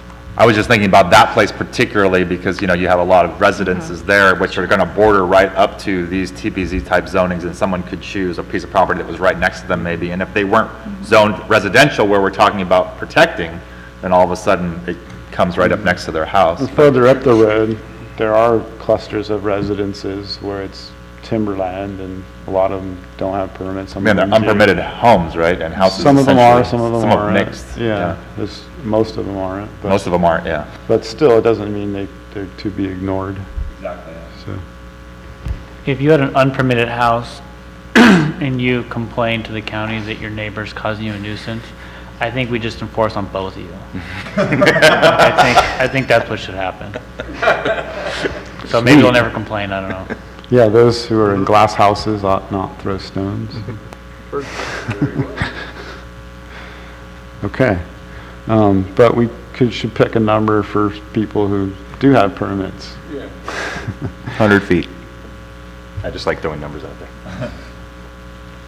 And the force is probably fine. That's why I was thinking that. I feel like, I mean, I live in the forest, so I feel like if my neighbor was 100 feet away from me and there was a stand of trees and then another stand of trees, and I mean, that, to me, being someone who lives in that area too, year round, all the time, 100 feet would be sufficient for me for a nuisance mitigation. I would be happy if my neighbor did whatever he did 100 feet away from me. It's a good starting my point. forest surrounding me. You can always complain. You can always complain no matter what the distance, but anybody 100 can feet's a good complain about starting anything. point. Well, you got to kind of think driving through Cave Junction, Or especially this time of year. I just went over there twice this last week, and my wife goes, "Oh my God, can you smell that?" You know. And then when you smell it, you take a look, and there's a fence. So it's not very far away when you smell it. I will say in defense of what's happening in Josephine County, because I know that's kind of been our beating bag, toss around all the time. They have their rural residential ban coming up. So there's going to be a lot of specific changes in the thoroughfare between, you know, the border of Oregon into Grants Pass. That whole 199 corridor is going to change because a substantial amount of the property in that zone from that space is all rural residential and has kind of been the spoken of unlawful acts that have been happening in that state or happening in that thoroughfare. And so we're going to see a significant amount of changing. But So still, it won't be our when you punching bag smell anymore. it, you can almost see it. So is that 100 feet away? Some of them are 25 feet from the road. I know. Yeah, You know, exactly. so is 100 feet away enough to Yeah, I guess- mitigate smell? Eric, I was going to ask you, so Yeah, the sure. 100 feet in the forest there, so if somebody wants to set up a stinky hog farm, you know, then how would you feel about that? So let's. I would feel that, I mean, first off, we're dealing with, your right to do a hog Yeah. farm in timberland, which, I don't believe May not you can. exist. It may not exist currently. In ag forestry, you can. ag forestry, That's you why it could can. be a conflict. Exactly. I mean, I'm feeling, the reason I threw out 100 is because I wanted a starting point. I mean, I'm okay with a bigger distance, but 100 foot to me, when I'm in my home. You think it feels like enough? It feels like enough. Because you have stands of trees, in agricultural zones where you may have a hog farm abutting a residential zone, there's usually no trees in it because it's ag land. It's been cleared out for pasture and grazing. The trees do create a buffer of wind direction. They have wind shear to them, so a lot of those smells don't necessarily go and disperse themselves, on a horizontal plane. They go vertically. They go up to the canopy trees, and they kind of disperse out with the wind. So there's a lot of different mitigating factors, I think, Sure. that, in the timberlands that don't exist in the 100 ag. feet's good for a place with a use permit. Now, if you're up against, green diamond timberland, I'm going to run my greenhouse right up to the property Absolutely. line. I don't care about green diamond Absolutely. timberland. I do the same so- thing to my property and everybody else's property up there, so I have no. So there, though, I'm saying the setbacks that would occur for construction, Yeah, and whatever those I think would be, because that's kind of how we played it with the ag land, where you had that specific, I mean, I know there was reasons because of the general use definitions. And it's for ag. inside, too, so we're allowed to get closer. And I'd just say, I think some of the things that might help us mitigate Josephine County's concerns, it's just the land ownership along the highway. I think from the border on, a lot of it's privately held land in Oregon, Right. whereas it's mostly publicly held. So there's not Yeah. gonna be a ton of, there won't be the opportunity. There's not very many for a lot of highway. parcels that farmers are along the highway. suitable or zoned for it. Sure. Let's So just- I hear like, so you're saying like 100 foot from a property line, and there needs to be trees. No, I didn't necessarily say there needed to be trees. I just said in normal circumstances in these timberland properties, Yeah. there are trees that. But the are example in being area. that when there are trees, the 100-foot is appropriate. But, so forget about there being trees, and that's just completely an open site downwind, down the canyon from your operation, and then, so do you like living there 100 feet Well, from I that? would go, what did we use for the ag 50 space? feet. It was 50 feet. That's in a building, though. That's Yeah, in- but that- talking about that's when we had Flood any control. structure, it And I was know we 100 did talk feet or about, 200 feet. an extensive setback when I believe it it's was, I believe we settled on not smell 200 control feet in ag though, land. 200 feet from residential zone. from residential, but if we have, say, we're an talking ag two different piece things. adjoining an ag piece, we had a very, we Sure. shortened 50 that feet. distance. It was 50 feet, It but was 50 feet. the indoor also has total odor mitigation. We're just talking about a different distance. It doesn't need to be 50 feet, but No. it's going to be a shorter distance than it would be if it was a residential. I So- think that's the point. The property lines are not so important either, because on a I know. 2,000-foot long parcel, and your neighbor's house is on the opposite end, and you still need to stay 100 feet away when your neighbor doesn't care either. Eric threw out 100, and he also said that, he's willing to maybe, let's talk 200 for a while. Yeah, So it's let's just a starting let's- point. let's It throw was out more 200 than for a what we while. had for ag. 200 as a minimum, and. now- Would that be property line or from the residence itself that with the work? use permit? I would say residents at that point when we're in timberland. I mean, this is, again, it's my own I personal. think you could go opinion, but I think it farther. would be- I think if you're talking about the house, if you're going to get Yeah, into if you're going measuring for the from the residence, house, then- then you could go a little farther, Like 300 or?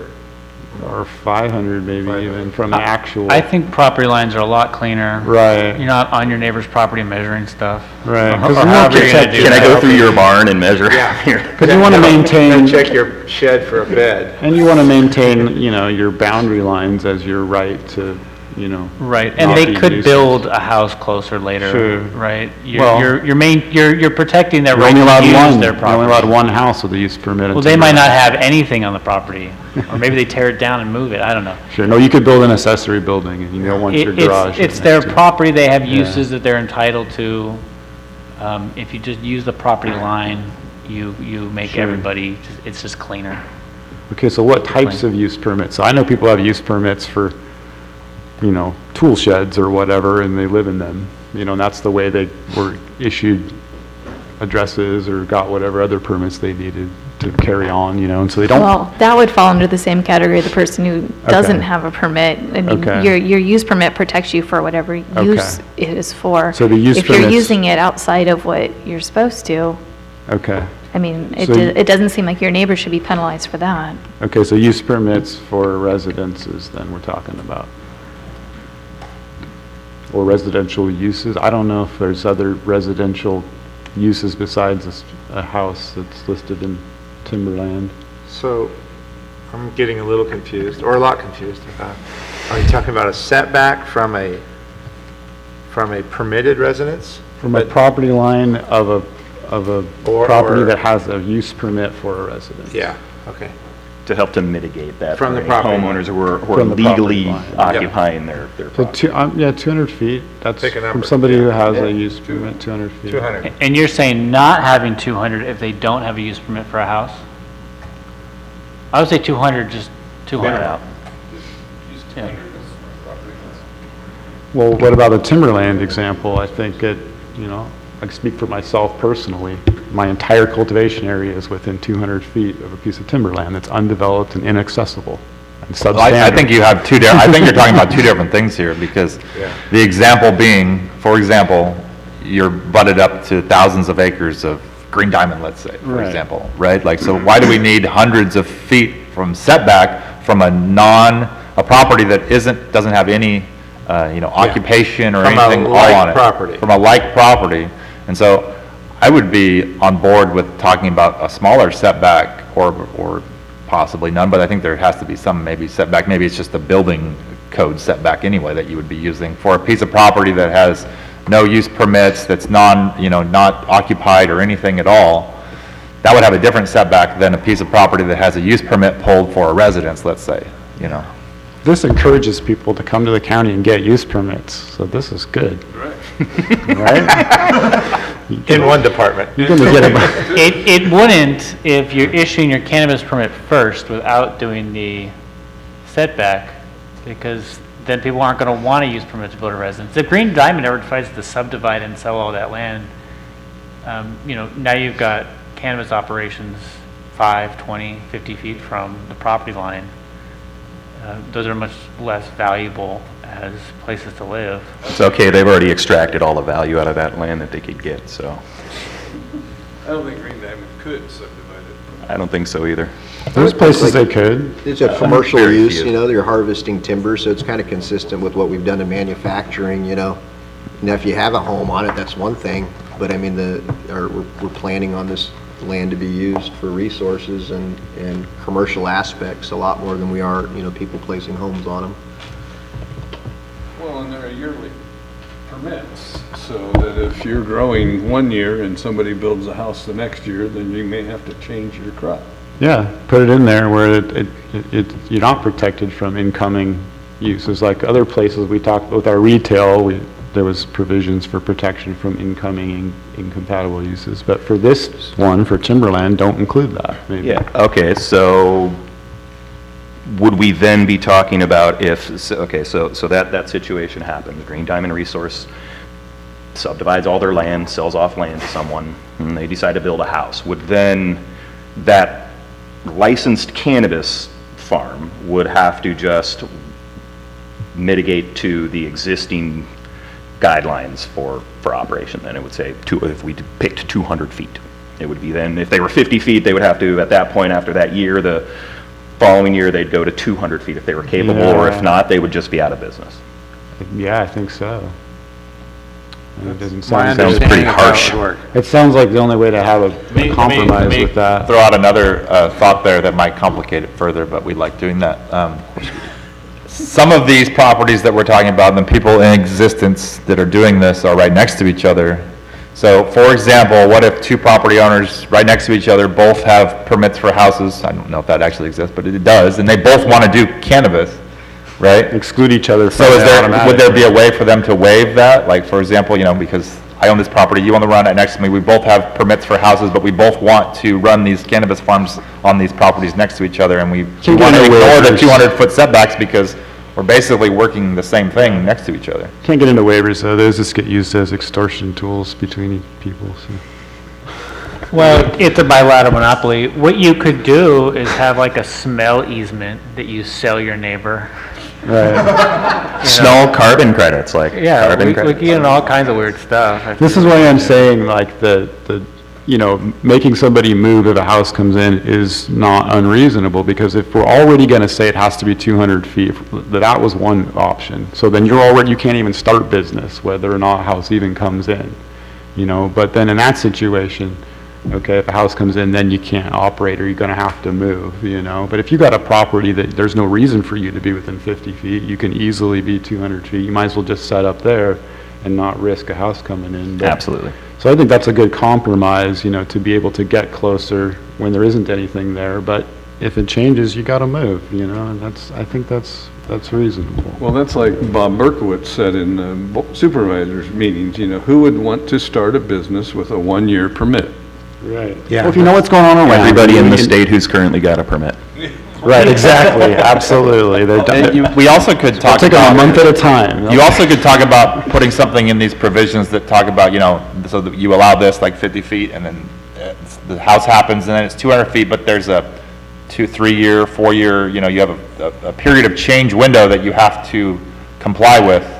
And you're okay for a year or two, but that, you know, at year 3, for example, you have to be on, you know, because you Okay. can't just be like overnight, you have to move now, right? A grace that's, period. that's not a fair business practice to anybody running a business. Maybe like one renewal grace period, and then that's it. Small grace period. Joel's laughing at us. Dreamers. It's just like endless complication when you go down these roads. That's Isn't like that an what amortization ordinances period are? when you have a non-conforming use. But we have specifically made these one-year permits, so we don't put ourselves in the position to have non-conforming uses that have to be wound down. I don't want to create that situation. Got you. Yeah, well, it's just like knowing your, you know, to Berkowitz's point in business planning, you know, you got to know your surroundings. You know, at my place, like, I know that my neighbors cannot get a permit to build a house. it can't happen. Community development won't issue it. It's illegal. So, like, I already know it's not going to happen right away, right? But other places where, like, you know your neighbor has plans to build a house, they want to build a house, they've been telling you, you know, then you don't go through with your business plans. You know, you can't have the county protecting you from your own stupidity from a business plan, you know? So I think it's reasonable. No, we just need to protect us from your stupidity. Yes, Like, absolutely. That's what we're really trying to do. Absolutely. Yeah. It's very libertarian. Get any further on that information there? Yeah, I was doing really well taking good notes in the beginning. In the last 10 minutes, there's nothing notable other than protect the county from their stupidity. I think that one's kind of worth hanging on to. I think that's why we're here. So I like the 200-foot setback from property lines with use permits, and then just existing building lines for properties that don't have use permits, and then that can change if somebody comes in with the use permit for a building, you're out of luck. So That's what I'd like to report. I started by writing that on federal forested land or whatever. Is this really, and now you've defined it as property with a use permit or without? Separate. Two different issues. Two different issues. Yeah, the Got it. national forest and national park stuff will be, they'll have their own setback. Yeah, What about those are federal 1,000 land footers. with That's a 200 residence? Yeah, from the state park and then 200 from national forest because of the specific differences. Patrick Street Lodge just comes. So we're at 200 on national forest, 200 on neighboring property lines? Yes.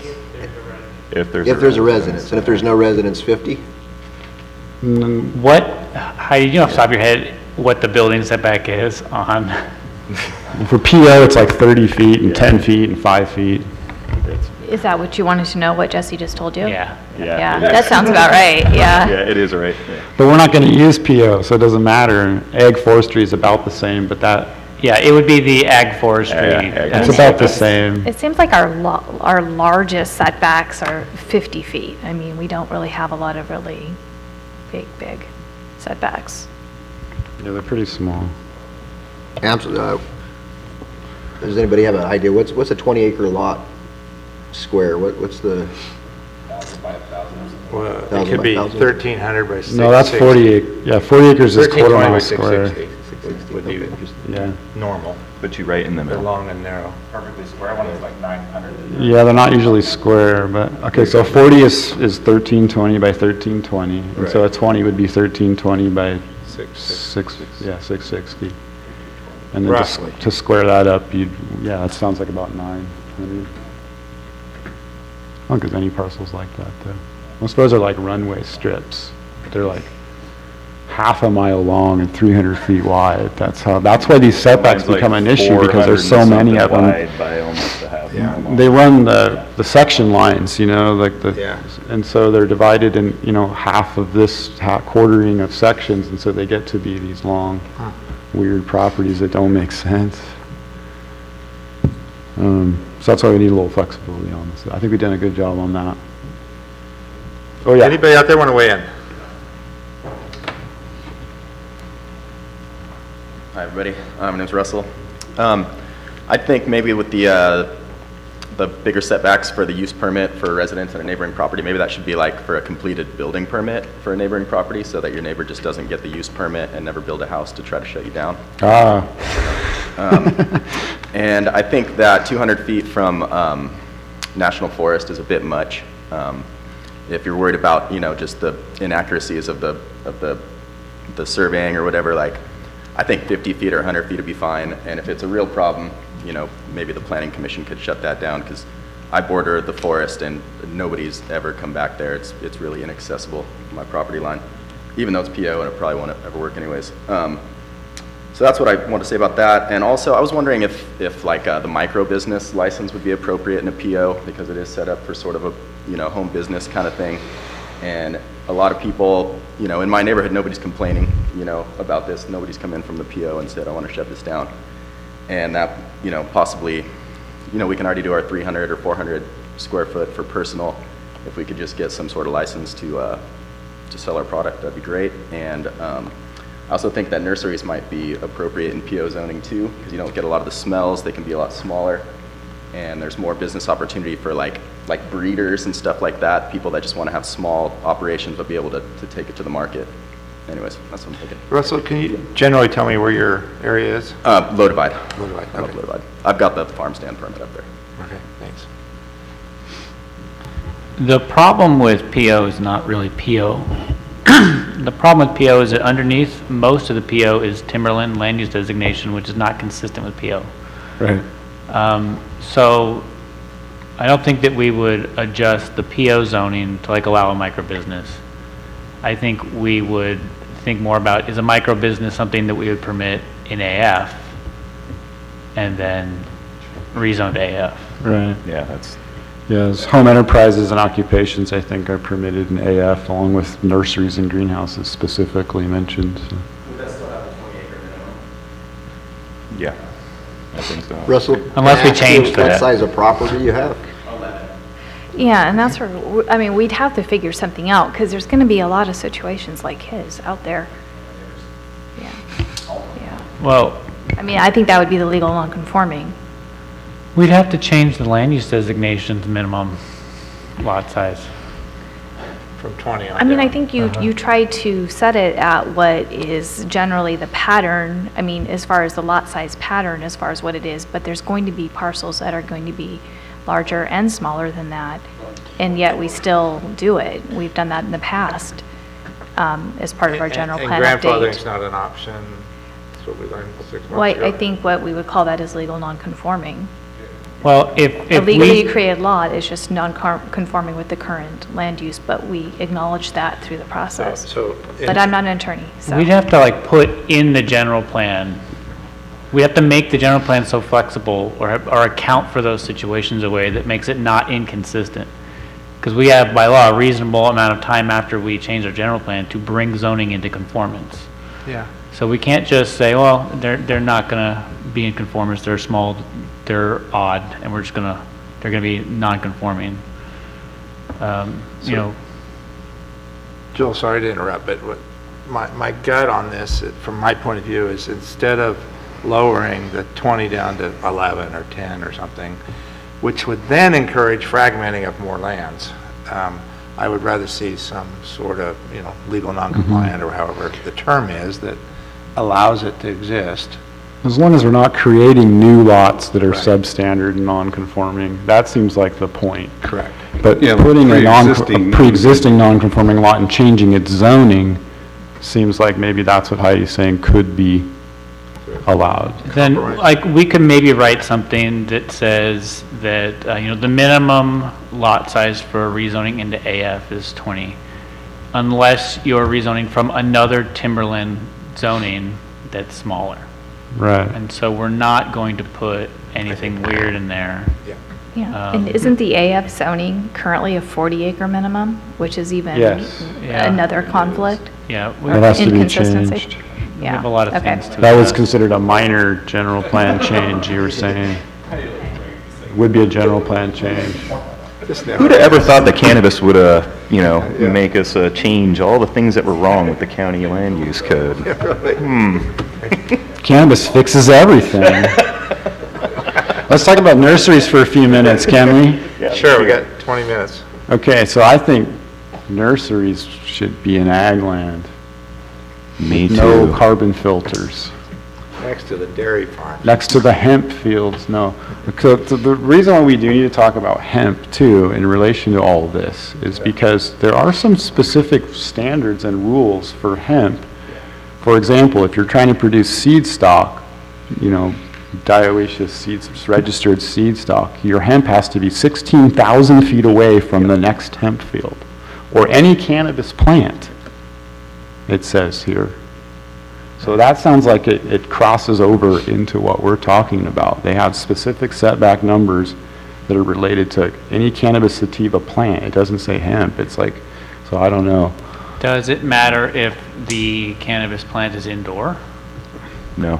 I don't Yeah, I think it I don't think specifies It that. doesn't specify it at all. I don't know though. I would be. Well, then hemp Yeah. might just push all cannabis out of ag. That's a good reason to not have outdoor ag, but if it pushes the indoor, I'm not lawyerly enough to read that and to say. Well, I haven't looked It's at just what I that understood to be. specific thing, and I'll do that, but, I'm thinking that hemp is probably gonna be principally permitted, and no matter what we say, if it's 16,000 feet, if hemp is a viable crop in our ag land, then it's. Well, that's a business owner's, a private business owner's, business model, right? I mean, that's his call. Like, if he's able to find a 16,000-foot buffer and make the seed crop in that particular situation work, then he makes it work. And if it doesn't work, it doesn't work. I mean, there's plenty of hemp seed businesses that are looking for specifically that, but doesn't mean they're going to find it. It doesn't mean that you as a business owner are going to be able to achieve it. Yeah, we don't even have places like that where we got 3 miles of direct line isolation around here. But, so, I mean, that's just one example. It's not all hemp is 16,000 feet. Like, for example, if you're producing the same class of certified seed of the same variety, then you need 3 feet of isolation distance. Or if you're producing a lower certified class seed crop of the same variety, then you need 6,460 feet. So there's some details here that we need to learn about. Yeah, and then dioecious varieties have a whole different set of, they're less distance. And I mean, I don't know, I'm just learning about hemp. I don't know a lot about it, but I can see from looking at these charts. And that's a whole farming situation. That's like, if I have a cow and Blake has a cow and he has a different kind of cow than I have, well, we're in conflict, right? Because our cows can't be that close. It's the same situation, As a hemp farmer, I could put stuff on my property and the hemp farmer across the street wants to do something different. Well, that's screwing up our... It's going to screw up your sale. It's not going to prevent your neighbor from doing what they want to do. Exactly, and so that's where the neighbors work together in that situation. That's, there's co-ops, there's these different things that you work together to make that achieve that. So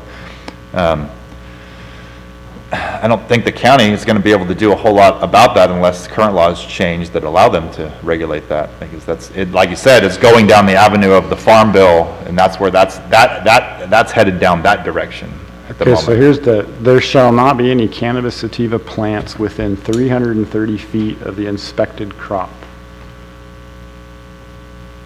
4 plants per acre of harmful contaminants. Sativa that can cross-pollinate within 300. Jesse, what are you looking at? I am looking at the California Crop Improvement Association's page on industrial hemp seed certification standards. And it's through the UC Davis.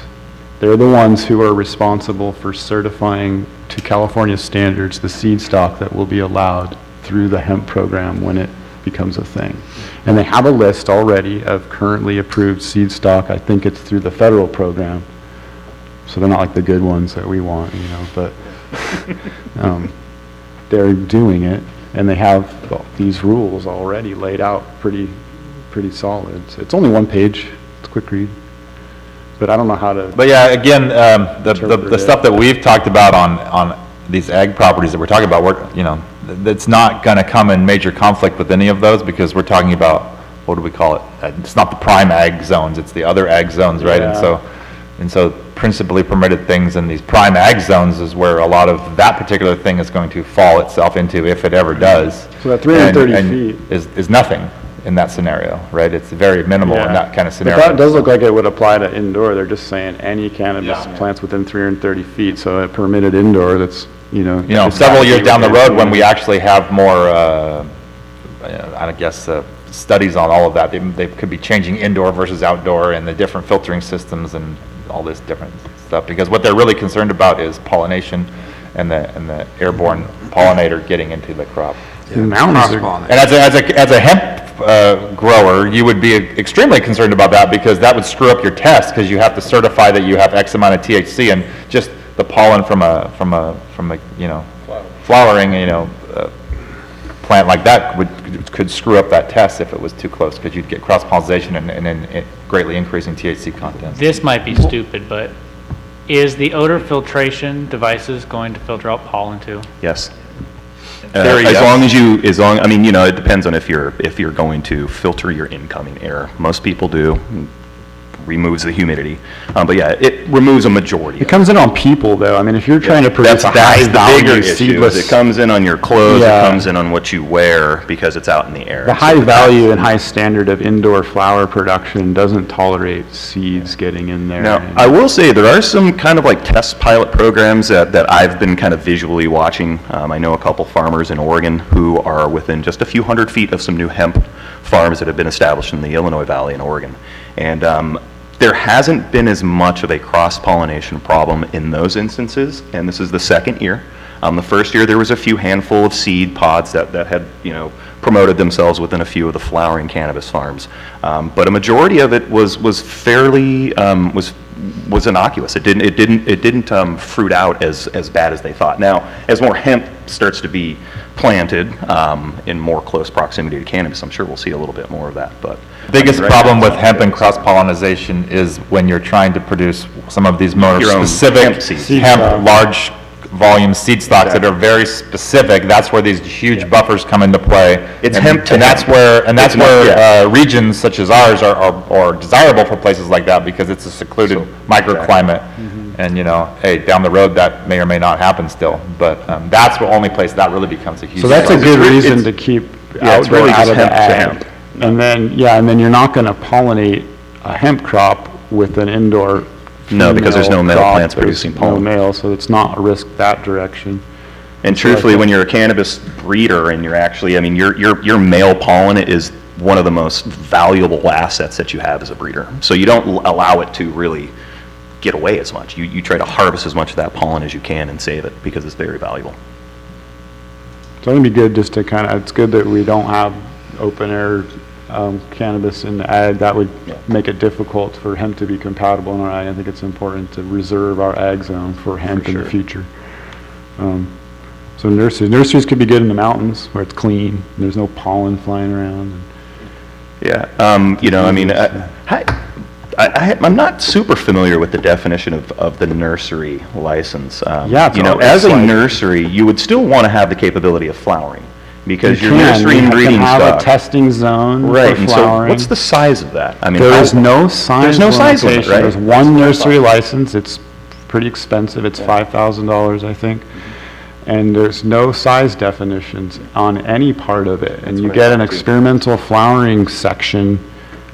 I could be wrong on this. They may have a way of limiting the experimental flowering section, but I don't remember reading it in there anywhere. But none of that experimental flower. It can't go to market. It can't go to market. Can't go to market. It can be tested amongst, the testing labs. I don't even know if it can be consumed. I think it can only be tested. You have to consume it to test Well, it. we all know that, but I think by California. No, state, I hear what you're saying. Yeah, I think by California state law that is harvested and then Supposed to go sent to to the a lab. lab and then quarantined and destroyed appropriately with all of your information and data collected off of that. So with nurseries, the county would have to limit size, if they were so inclined in places that couldn't handle a large size. In ag land, you wouldn't need to limit a nursery operation, but if you were going to permit it in timberland, you could have a nursery that could. How about, big. how does it work if, say, somebody of an appropriate sized lot wanted to get a nursery license, and then because the lot was appropriately sized, could they also get a cultivating license on that same property? How do we feel about that? It'd be like a really Commingling of- complex planning thing, probably, depending on your, like all these super site specific, your ability to support all of that or not. You're gonna have to have some really well-educated planners.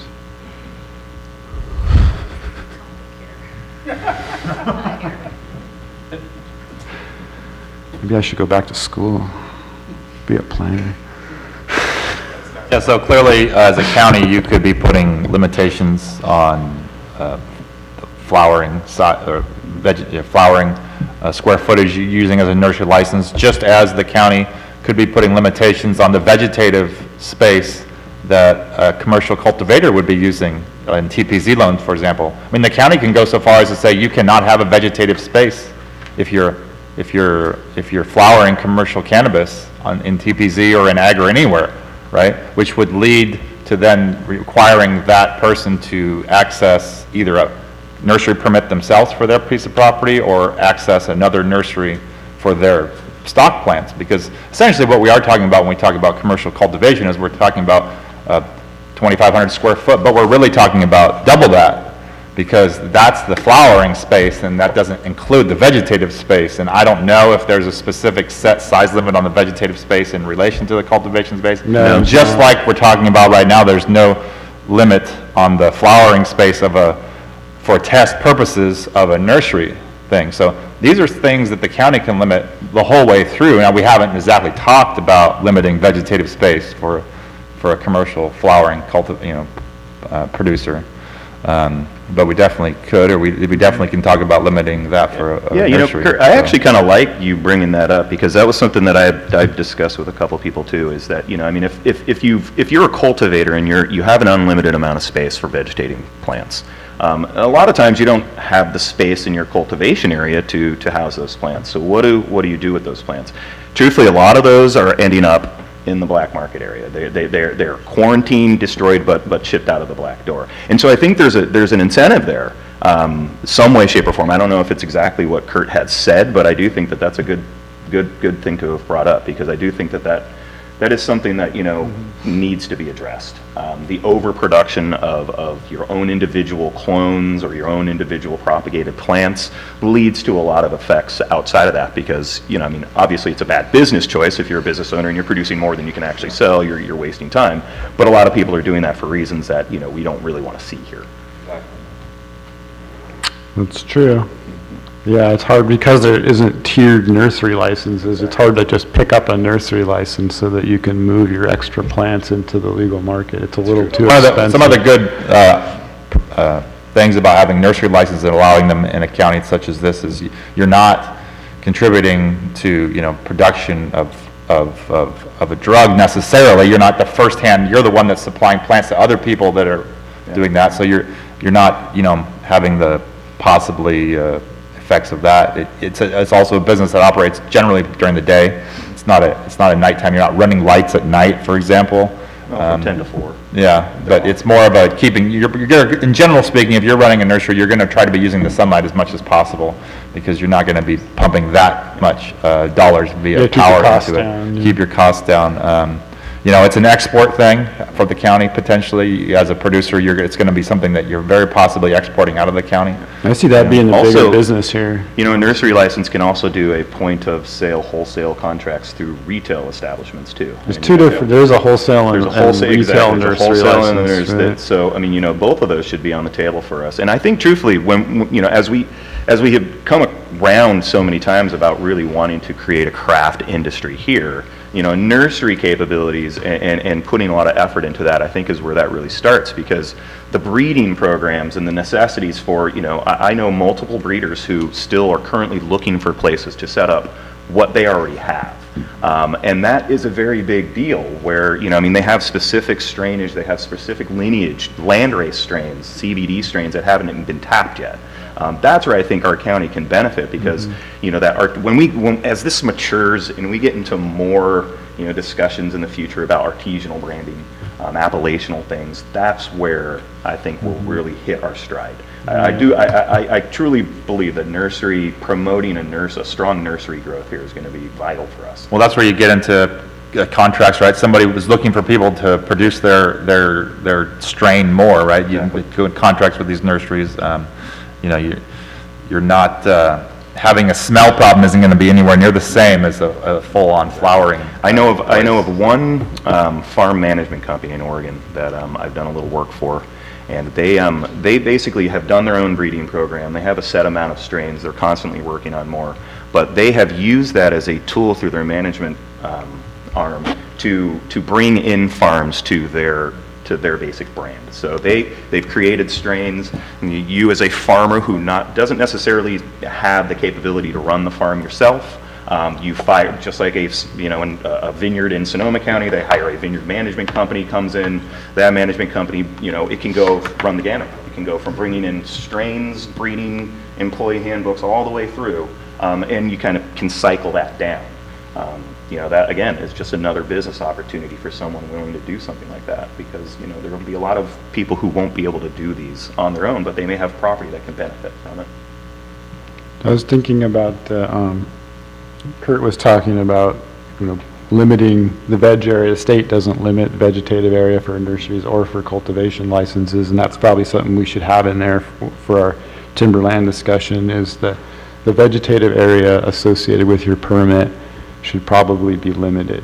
Yeah. And be limited maybe to the size of what your permit is at the maximum. Otherwise, y'all are going to get stuff like what you're talking about, people just operating giant nurseries in addition to their permit and then doing whatever they want with the plant. So just including that in there, your vegetative space can't exceed the square footage of your production space. I mean, because if you're a cultivator and you are producing that many, you can't sell your propagated plants to another cultivator. No. There has to be that nursery middleman. Right. So I think there should be an incentive to Internal not usage. over-propagate. Yeah. The other thing we probably should be consider, jumping a little bit around, but with that is the light usage, right? Because with your vegetative stuff, you're running lights on it, right? That's the only way it's maintained. Yeah, you got to fit into essentially. our dark sky Yeah. rules and all that stuff. Yeah, I mean, with our dye cycle, but they go from dawn till dusk, or from dusk till dawn. That's when we're not supposed to emit light. So you could have, in theory, you could have a greenhouse that was open during the day to the sun. And then if you're in the wintertime and you're propagating vegetative cycles, they would just close at 5 o'clock, 4:30. They would close up because your interior lights would come on because the sun's setting. And they would stay, those lights would stay on covered until about 10 o'clock. Then they would go off and they would come back on at 4 in the morning. And they would operate for a few hours until the sun comes up, and then the tarps open up and the lights go off, and then it's using the sun. And so there's really about 6 hours maybe during the peak time of the year where there's not enough sun that those operations would be needing to use supplemental lighting. That's Particularly right. in, say, the timberlands. I mean, in the ag zones with a nursery that way, it may need more supplemental lighting because the actual solar reflection isn't there. There's not enough solar radiation to keep those plants growing fast enough to propagate. True. Cool, we nailed it. Bam, 6 minutes early. What do you think, Blake? Let us out of class early Got a little today. bored in the last 5 minutes. Okay, well, we got a working group report tomorrow, and we had a meeting. We have 2 meetings here to kind of put together and report on for the board meeting tomorrow, right? Tuesday? Yes, there is. I believe we're going to a have feeble 3. report. There'll be only 3. Yeah, I was going to say a feeble report, right? 3 what? Make sure it's a There's feeble only report. going to be 3 board members. I Oh. believe Supervisor Hemmingson, Supervisor Berkowitz, and Supervisor Gitlin. I haven't looked at the agenda yet, but I have a feeling it might be kind of light because there's a lot of things. Yeah. I mean, I know I had like a budget transfer request, but you need to have 4/5 of a vote, something like that. So, I mean, there are some items that, Sure. Well, we just come for fun anyway, so we'll show up. okay, well, I'm going to be there then to watch. Excellent. Okay, so I think I kind of got enough for the report. These kind of details on the timberland that we talked about. I'm going to mention that community development, or you guys are going to investigate the compatibility of all of this with the general plan. So that's like the looming question still, but report on the details that we did come up with. And then, is it safe to talk about nurseries and ag land to the board? Sure. Because this is like, I think you got to start that conversation. right, so we're kind of going back again to like unmitigated growing in ag land for the nurseries. So it's sort of like, these aren't going to be indoor, locked up and filtered necessarily, you know, it's They'll not. be in a greenhouse, but. Yeah, so It'll you have a could, structure. Your you could nursery will block definitely be a visual, greenhouse. but you couldn't, I don't think you could impose smell limits There's- on a nursery. It's limited smell. It's not going to smell that much, but you couldn't economically have a nursery filter all of its exhaust air. and Truthfully, every nursery that I know of actually has filtration, just Really? for poops and grins. It's because it's standard for keeping the interior of the greenhouse and the propagating space as clean as possible. A lot of them have -0 pressure entry Sure, it keeps spaces so that bugs you and keep stuff out. dust and pollen outside of those spaces. Right. They can get pretty tricked out. Oh, yeah. Nursery propagating greenhouses are actually pretty cool looking. All right then, you can go to town on your Yeah. requirements. Yeah. All right. I mean, there's no reason not to. Okay, so that's good, and then our next meeting, we're going to keep doing Mondays, is that good, Blake? Yeah, just got to get through my head that they're on Mondays, but yes. Next Monday, okay. Check the board Monday? schedule. Monday, the 29th. No, you're gonna go every week? Or where are we going? Weekly or every other week? Every 6 months? Let's finish strong. We're gonna go, 2 weeks? all right, So okay. 5th. Can we call for, or I'll find out later. We can call now, I guess.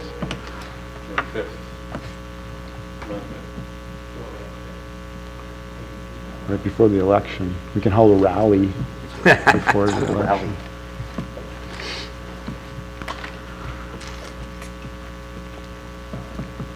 Rally for the tax. Cannabis business tax. Vote yes. Measure B.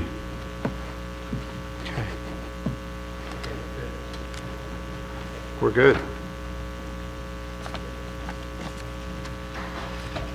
Cool, thank you.